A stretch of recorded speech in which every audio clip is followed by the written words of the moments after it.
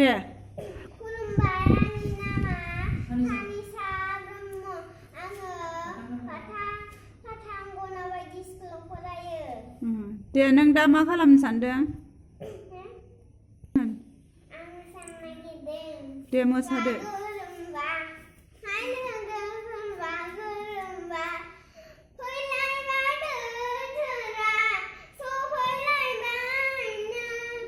दाउ रिंखांनाया गोदै दाउ रिंखांबाय बैसागु फै बैसागु बोथोरा सफैलायबाय जोंनि बागुरुम मोसानायनि हाय लोगोफोर बागुरुम्बा हाय लोगोफोर बागुरुम्बा रिंखांनाय बोथोरा दाउ खौवौआ